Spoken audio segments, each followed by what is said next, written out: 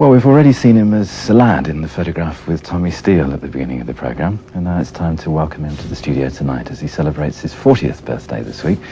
Of course, it's that well-known tenement funster, Alex Harvey. Welcome to the programme, Alex. It's great to be here, Bob. Tell us about that photograph with Tommy Steele. What actually was happening then? Well, what happened was that I won this competition, a teenage idol competition, and I became Scotland's Tommy Steele. And because of that, the people that organised the competition took me along to meet Tommy.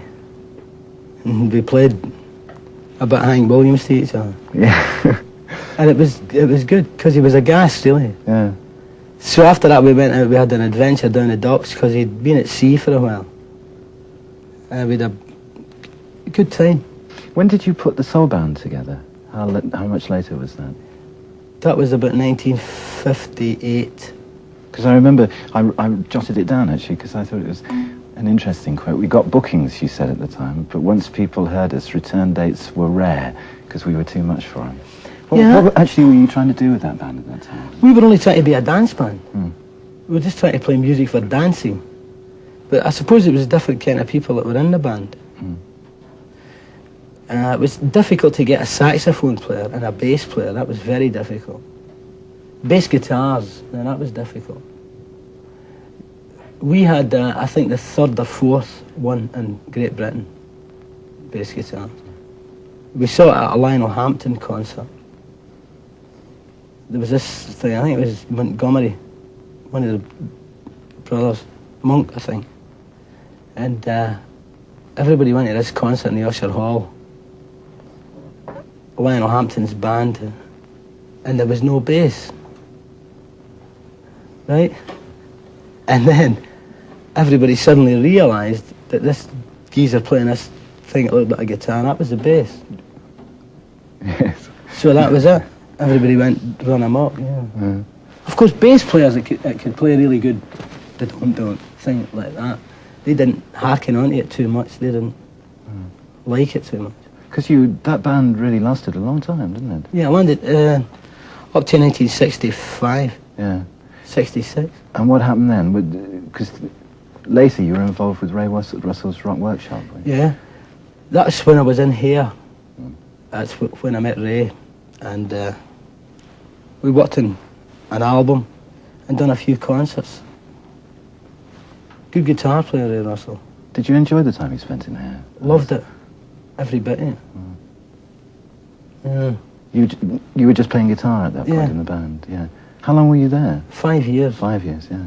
But it was a good gig, Bob, because you could, there was like, you had Gary Boyle on earlier. Like he did here a bit, he played guitar in here. There was a pool of musicians that done the whole show, you see.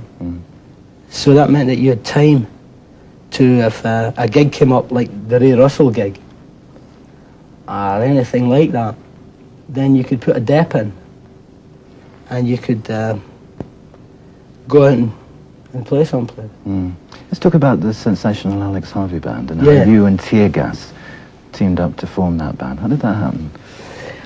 An agent friend of mine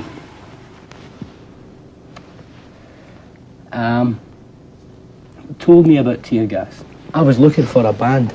I'd written some songs. And he told me about this band in Glasgow called Tear Gas. So I went up to hear them, and they were very raucous, loud, heavy and undisciplined. And it was a very happy marriage. Because they needed me, my experience, I suppose, and I needed their enthusiasm and sort of like balls, as they say. And it worked. They were sort of like a bit introverted on stage at first, and they were extroverted off stage. And I had to change that around about so that they used what they had, which was incredible talent. I think it's probably the greatest band in the world. Just picking up something you said there, Alex, and just finally to round off, because I read a very interesting quote about a year ago, actually, which I've remembered since. in Melody Maker when you described yourself as the daddy of the band, helping them survive. I can't remember exactly quite what you said, but it said something like, this business eats people up. I know people who were stars in 1960 who can't light a cigarette today. Now, what do you think the state of the music business is today, then? It's growing, isn't it? It's growing. I mean, it's not any worse than it used to be. It's better. Things get better all the time. I don't believe in the good old days, really. I mean, I think it's better now than it's ever been. But the business does tend to devour people that don't understand it, or don't get a chance to serve some kind of apprenticeship, because it can eat you up. And I suppose I'm a kind of director. I'm the director of the band. Like as if we were making a movie and the band's playing a soundtrack and I'm the director. And I've already been through the various things that can happen to a young person in the music business. So it's good fun with the band now.